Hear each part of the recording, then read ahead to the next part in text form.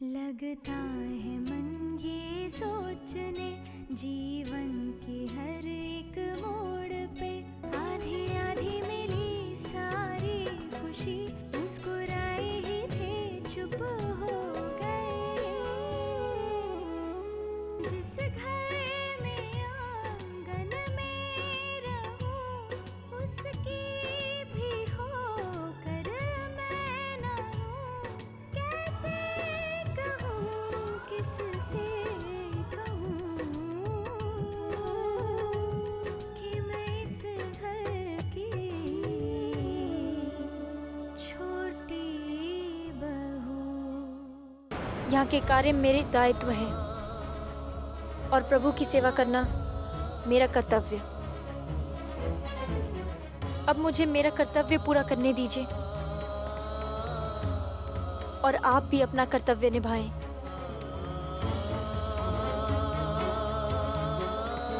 जाइए, अपनी पत्नी को खोजिए, उसे घर वापस लेकर आइए। ठीक है, तो तुम्हें मेरी बात नहीं माननी, पर तुम्हें तुम्हारे बाबूजी की बात तो माननी ही पड़ेगी। आइए देव बाबू।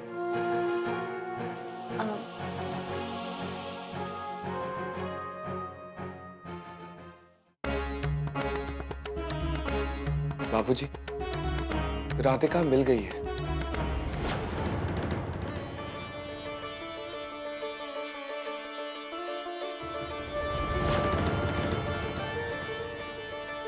क्या कह रहे हो बेटा? कहाँ है वो? बरसाने में विद्या निकेतन आश्रम में सेविका की तरह रह रही है।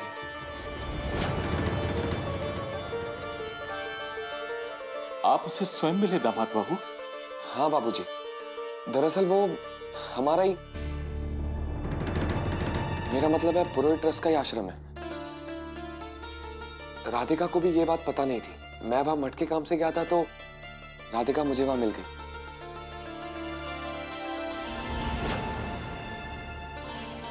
चले। दामाद बाबू, आप तनिक बैठक में बैठेंगे? मुकुल लल्ला से कछु बात करेगा है।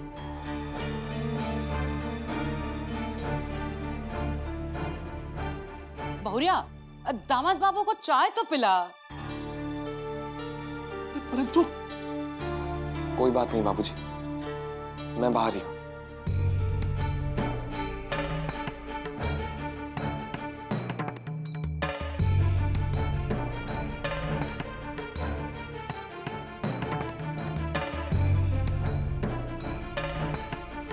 क्या बात है अम्मा?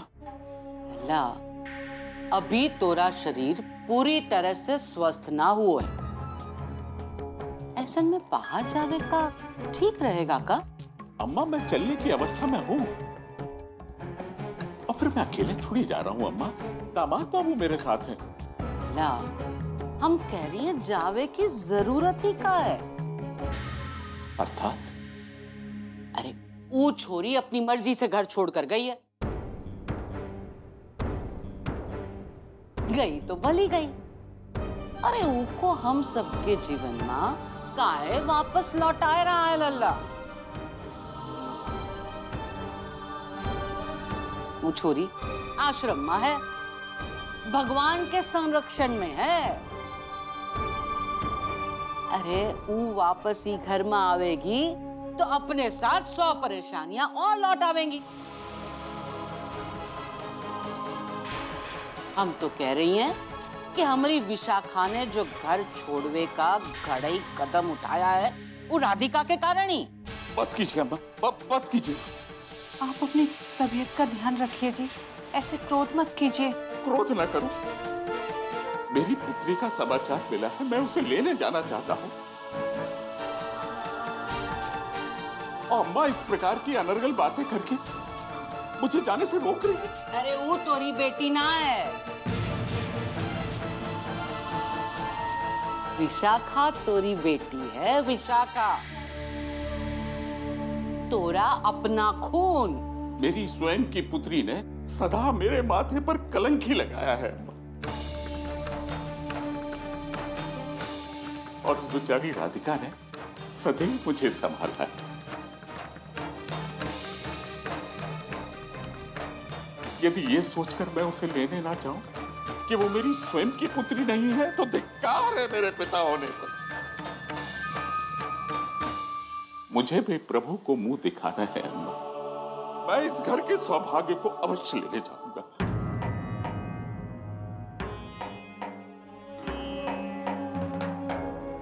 लल्ला का तो मगज फिर गयो है। तो को का हुआ है बहुरिया? अरे यू छोरी घर में वापस आवेगी तो विशाखा का जीवन सुधरेगी, जो इतनी सी भी संभावना है वो मिट्टी में मिल जाएगी। समझी? लो, जैसे हम कुछ गलत कह रही हैं। ठाकुर जी सबको सद्बुद्धि दो, ठाकुर जी दो।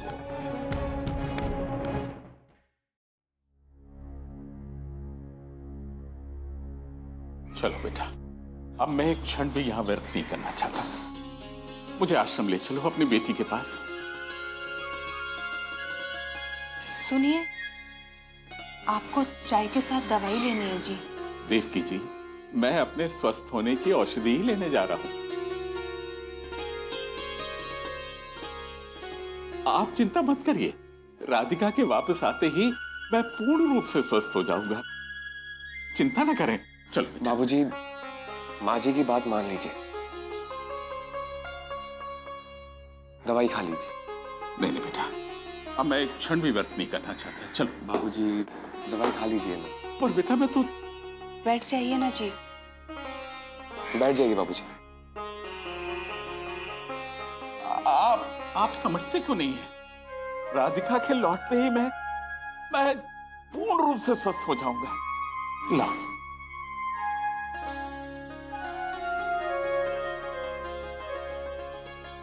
आप किसी भी तरह राधिका को वापस आने के लिए तैयार कर लीजिएगा जी। अब उसके बिना मुझसे भी एक पल भी नहीं रहा जा रहा। देवकी जी, प्रभु को हम पर दया आ गई, इसी कारण तो राधिका का समाचार हम तक पहुंचा दिया है।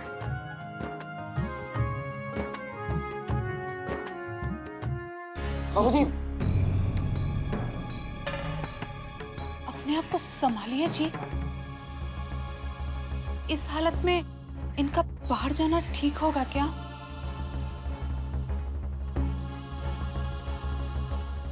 बाबूजी, आप आज ही हॉस्पिटल से लौटे, आज रात आराम कर लीजिए, हम कल सुबह चलेंगे। नहीं, मैं एक क्षण भी व्यस्त नहीं करना चाहता। चलो बेटा चलो। बाबूजी, मैं समझ सकता हूँ, पर आपकी तबीयत की भी तो फिक्र करनी है ना हमें। परंतु बेटा, हम कल सुबह चलेंगे ना। मान जाइए ना जी, कल सुबह सुबह पूजा करके निकल जाइएगा। देखिएगा, ठाकुर जी सब भली करेंगे। बाबूजी, हम कल सुबह चलेंगे, मैं कल सुबह 7 बजे आ जाऊंगा। प्रणाम।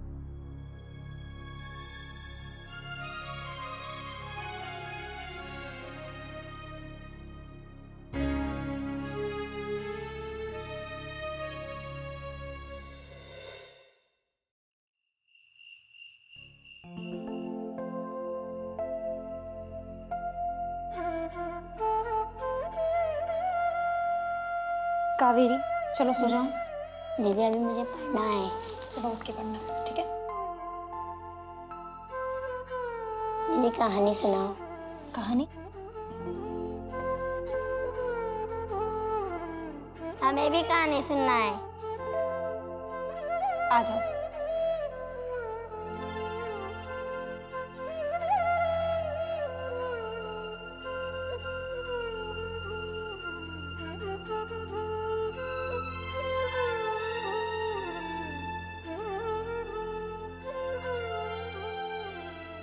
अपने इस जीवन काल में मैंने कई तरह के भक्त देखे हैं गुरुजी, पर इस कन्या की भक्ति कुछ अलग ही स्तर की है। ये उन भक्तों में से है जो इस संसार में रहते हुए भी ईश्वर के बहुत निकट है। फिर भला इसे संन्यास लेने की क्या आवश्यकता आन पड़ी? राधिका जिस प्रकार आश्रम के कार्यों में व्यस्त रहती है कि संन्यास लेने का निर्णय उसने अपने लिए नहीं बल्कि दूसरों के सुख हेतु लिया है।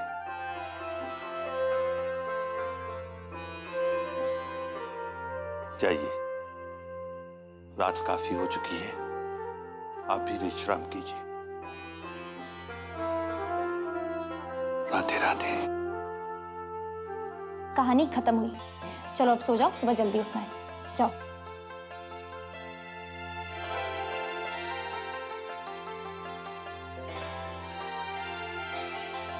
राधे राधे दीदी। राधे राधे। अब जल्दी से सो जाओ।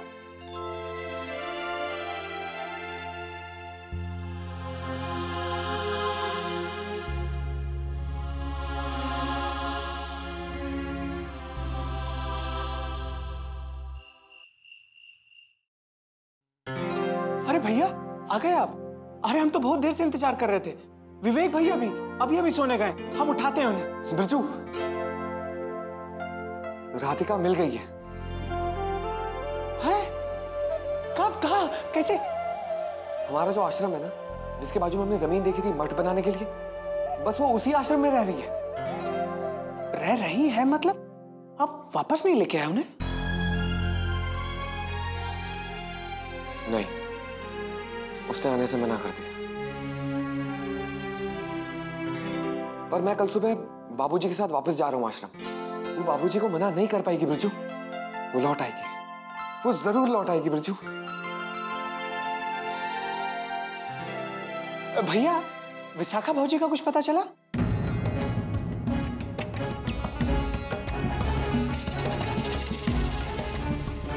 नहीं।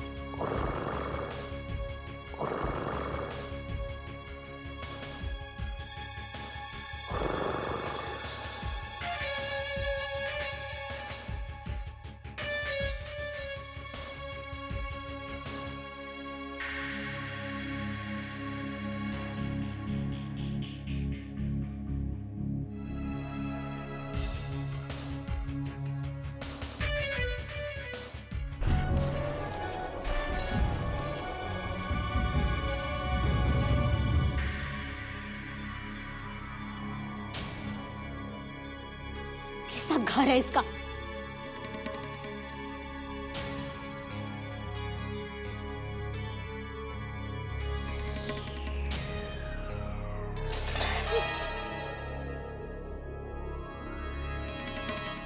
कैसे चैन की नींद सो रहा है ये? कोई बात नहीं, मैं इन सब चीजों से घबरा कर मुंबई छोड़ने वाली नहीं। मैं यहाँ स्ट्रगल करने आई हूँ, एक बहुत बड़ी हीरोइन बनने। पर ना तो मेरे पास पैसे हैं और ना ही पूरब के पास। खैर, मुझे कल तक पैसों का इंतजाम करना ही पड़ेगा। हाँ,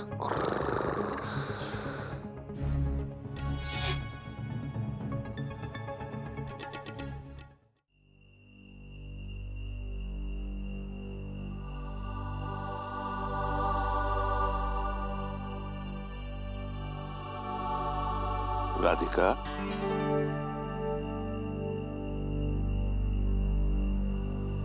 क्या बात है बेटी? मैं ठीक हूँ गुरुजी। इस प्रकार चुप रहने से तुम्हारे दुखों का अंत नहीं होगा राधिका। कहीं तुम आश्रम के दायित्वों से व्याकुल तो नहीं हो? नहीं गुरुजी,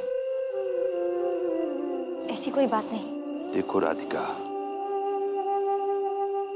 इस आश्रम में रुकने का निर्णय तुमने लिया था इस वचन के साथ कि तुम अपने सारे सांसारिक बंधनों को तोड़ रही हो।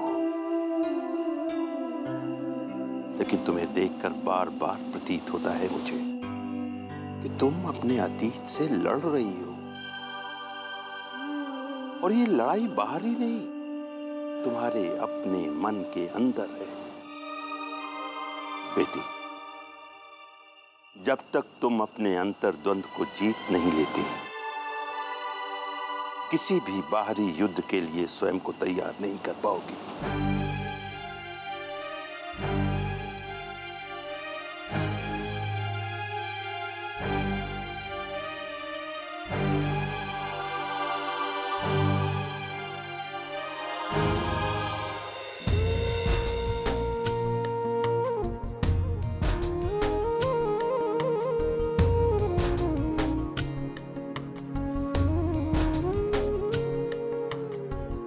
बावरे नैना भरे रहे रात भर।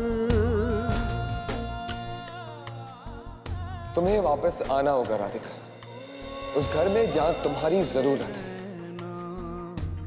जहां लोग तुम्हारे लौटने का बेसब्री से इंतजार कर रहे हैं। जागे जागे सोए जाने किस बात पर सोए, जागे जागे सोए जाने किस बात पर। मन खुश भी है बेचैन भी, उलझन कैसी दिन रैन की। अब तू ही आके बोल कान्हा गांठे सारी खो। बस कल सुबह तक की बात है, फिर तुम्हें वापस घर आना ही होगा। तुम्हें अपने बाबूजी की बात माननी ही पड़ेगी राधिका। तुम मानो या ना मानो, तुम्हारी खुशी उस घर में ही है, आश्रम में नहीं है। और मैं सिर्फ तुम्हारी खुशी चाहता हूं, और कुछ नहीं।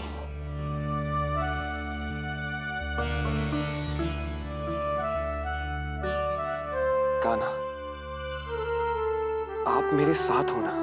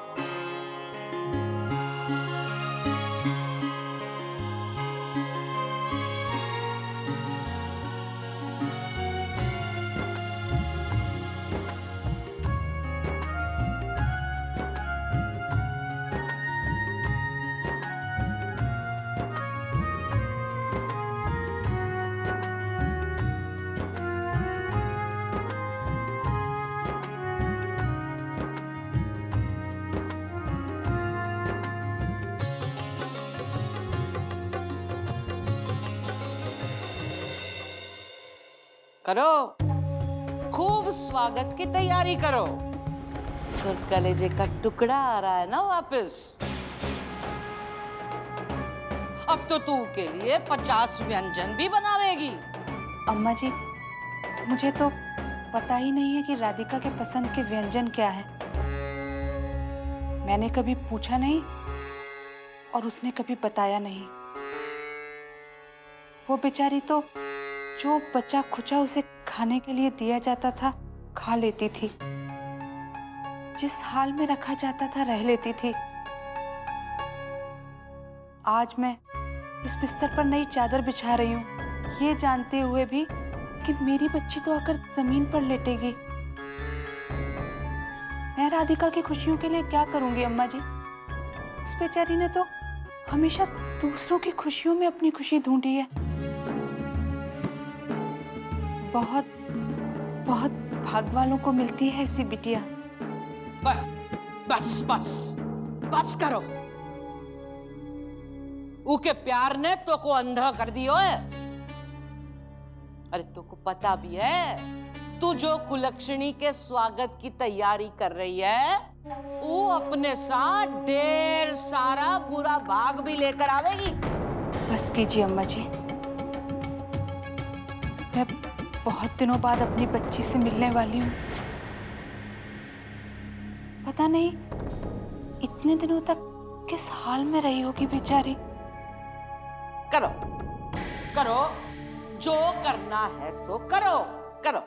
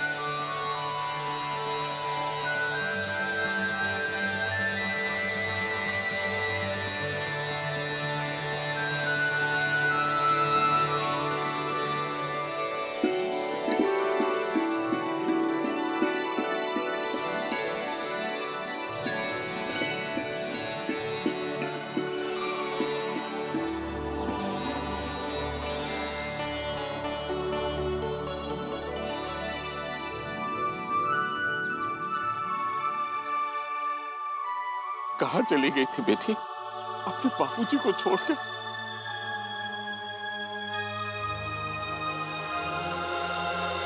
बाबूजी।